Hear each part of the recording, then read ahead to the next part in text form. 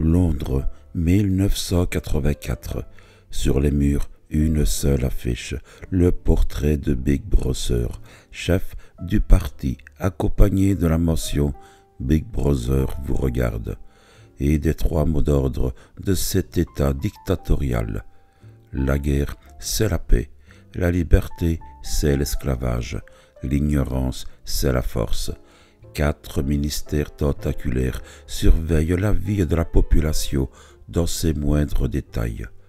Winston Smith est un modeste fonctionnaire chargé de mettre à jour les documents officiels en corrigeant le passé. Il est secrètement l'État, une liaison secrète avec une collègue de bureau. Julia l'amène à se rebeller. Poussés par le mystérieux O'Brien, ils rejoignent tous deux la Fraternité, organisation clandestine en lutte contre le régime. Cependant, alors qu'ils se croient cachés, ils sont arrêtés par ce même O'Brien. En fait, un membre important du parti qui les surveillait. Incarcéré au ministère de l'Amour, Winston est soumis à la torture par O'Brien. Après plusieurs mois d'un horrible lavage de cerveau, Winston est relâché. Il n'est plus qu'un homme brisé, incapable de la moindre réflexion et qui aime Big Brothers. George Orwell, profondément de gauche, écrit 1984, communément considéré comme une référence du roman d'anticipation juste après la Seconde Guerre mondiale. Parabole du despotisme moderne, le roman est très clairement inspiré du régime soviétique. Il emprunte au nazisme, au stalinisme et au fascisme. Œuvre de fiction, roman d'anticipation, roman politique, réquisitoire contre les régimes totalitaires, 1984, et tout cela à la fois. Orwell nous livre une analyse terrifiante et sans espoir du totalitarisme. L'angoisse éprouvée à la lecture est d'autant plus forte que le pouvoir décrit se fonde essentiellement sur la manipulation et la destruction de toute conscience humaine.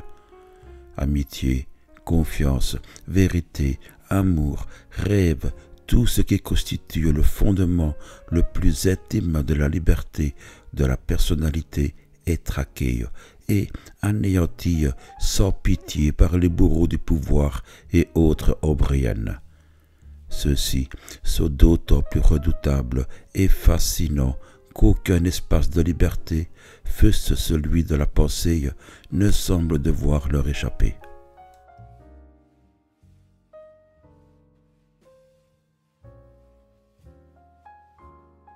Winston laissa tomber ses bras et remplit lentement d'air ses poumons.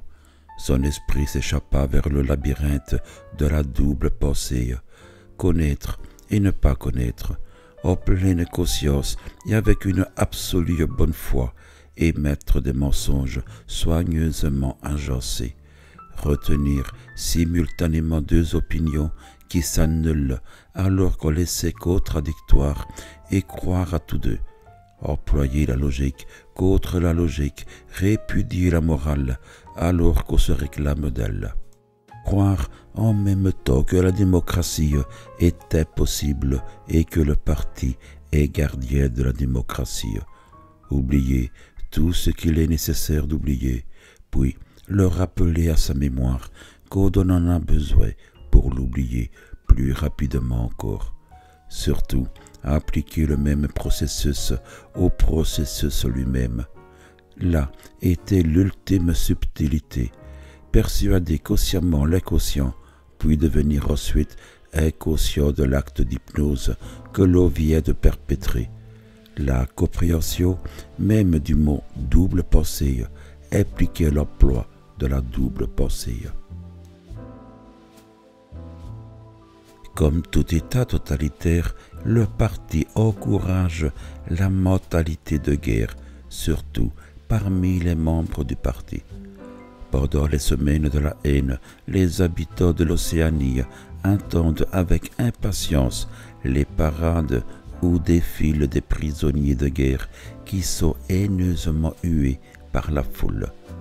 Il existe aussi les 2 minutes de la haine pendant lesquelles sont régulièrement projetés des films de propagande à un public qui se rassemble à cette occasion, à certains moments de la journée.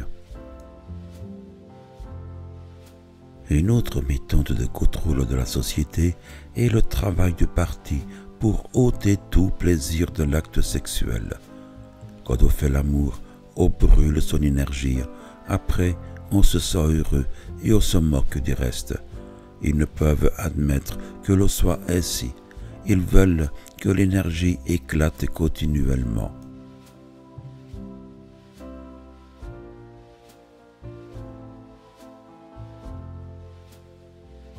L'idéal fixé par le parti était quelque chose d'énorme, de terrible, de rayonnant, un monde d'acier et de béton, de machines monstrueuses et d'armes terrifiantes, une nation de guerriers et de fanatiques qui marchaient avec un ensemble parfait, pensaient les mêmes pensées, clamaient les mêmes slogans, qui perpétuellement travaillaient, luttaient, triomphaient et persécutaient. C'étaient 300 millions d'êtres au visage semblable. Une autre méthode pour garder l'individu dans une droite ligne de conduite est l'omniprésence du gouvernement. Le symbole récurrent de cette surveillance se révèle être Big Brother. Ainsi, de larges posters avec le visage de Big Brother aux cheveux et à la moustache noire sont posés partout, avec la mention souscrite « Big Brother vous regarde ». Sur les pièces de monnaie, sur les timbres, sur les livres, sur les bannières, sur les affiches, sur les paquets de cigarettes, partout, toujours ces yeux qui vous observaient, cette voix qui vous enveloppait. Dans le sommeil ou la veille, au travail ou à table, au dedans ou au dehors, au bain ou au lit, pas d'évasion. Vous ne possédiez rien en dehors de quelques centimètres cubes de votre crâne. La famille est aussi une extension à la police de la pensée. Les enfants sont systématiquement dirigés contre leurs parents au moyen de la Ligue des jeunes et des espions pour les espionner et rapporter leurs écarts. La description de ces activités est semblable au mouvement des jeunesses hitlériennes. Tout le monde est surveillé, nuit et jour, par des indicateurs qui peuvent être des intimes. Espionner son voisin est encouragé, même dénoncer son conjoint, ses parents, ses amis est courant.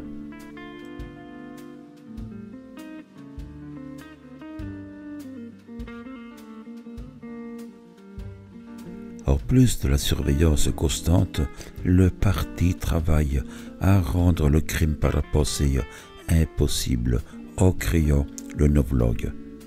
Le novlangue est le langage officiel de l'Océanie et doit normalement remplacer totalement l'anglais vers les années 2050. Le novlangue ou le nouveau langage a 3 vocabulaires. Le vocabulaire A intègre les mots pour désigner les activités de tous les jours, comme manger, boire, travailler. Il contient de simples noms et verbes réduits en leur sens primaire, par exemple sucre, maison, arbre. La grammaire de ce vocabulaire est construite de telle façon à ce qu'un mot puisse être utilisé comme un nom, un verbe, un adjectif, un adverbe. En ajoutant préfixe et suffixe, le sens du mot peut être changé. Le but du novlangue est bien évidemment de brider la pensée. Quand le novlangue sera réellement utilisé par tous, les gens n'auront pas de mauvais raisonnements, puisqu'ils n'auront pas les mots pour les penser.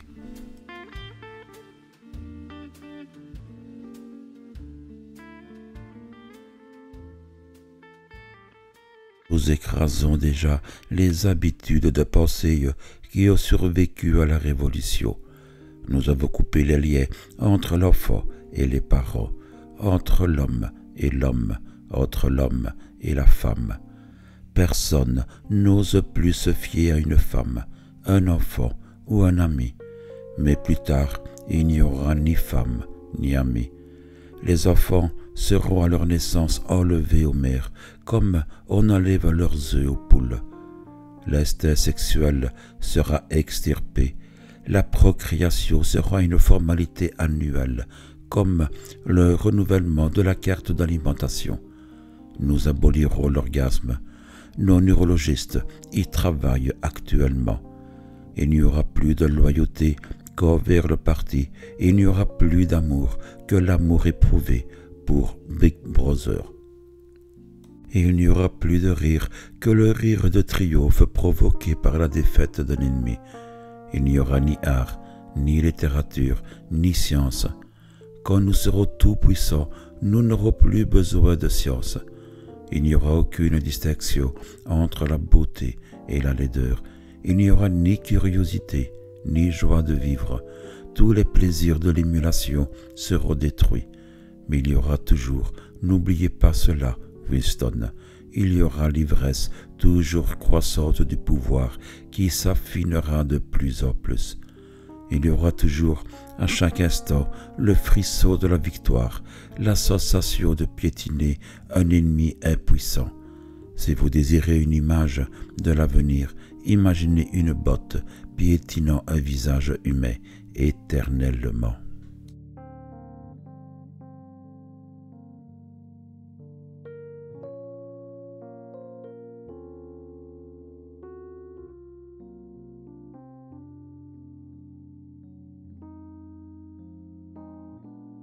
Dans le livre, l'omniscient Big Brother surveille constamment les citoyens à travers des télécrans et microphones.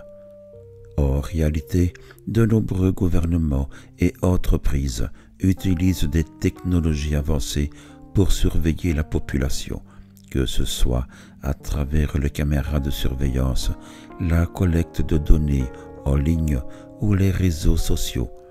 Les révélations de figures comme Edward Snowden ont mis en lumière l'ampleur de la surveillance de masse.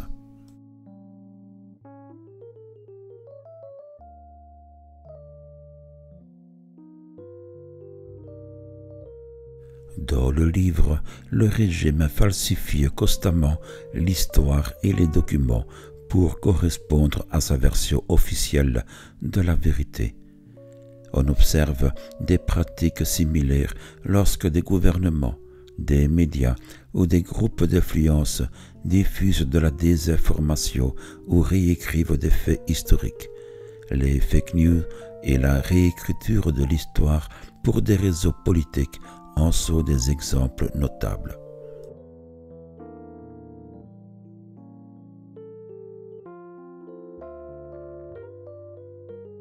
Dans le livre, le régime utilise une langue appauvrie et simplifiée pour limiter la pensée critique et la liberté d'expression. En réalité, la manipulation du langage est souvent utilisée pour influencer l'opinion publique et limiter la pensée critique.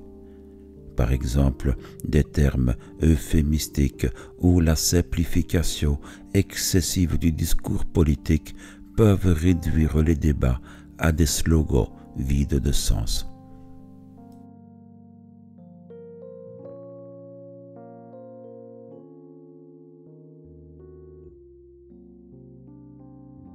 Dans le livre, toute pensée ou comportement qui s'écarte de la ligne officielle est réprimée par la police de la pensée.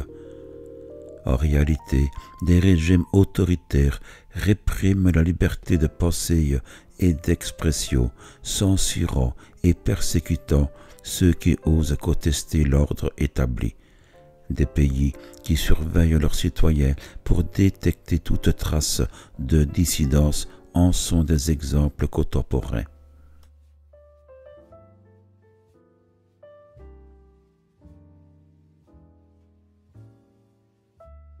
Dans le livre, le visage de Big Brother est omniprésent et le culte voué au leader est imposé par la propagande.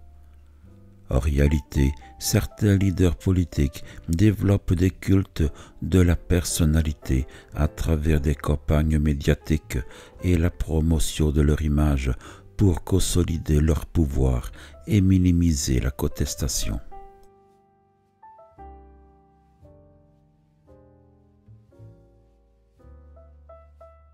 Dans le livre, l'Océanien est constamment en guerre et l'ennemi change régulièrement, mais le conflit sert à maintenir le contrôle interne et l'obéissance. En réalité, bien que moins littéral, le concept de guerre permanente trouve des similitudes dans certaines stratégies politiques qui utilisent des conflits extérieurs ou des menaces sécuritaires pour justifier un renforcement des pouvoirs exécutifs et la restriction de libertés. Ces thèmes, bien qu'exagérés dans le roman pour créer une dystopie terrifiante, montrent comment certaines pratiques modernes peuvent rappeler la réalité décrite par Orwell. La vigilance est essentielle pour éviter que la fiction ne devienne pleinement réalité.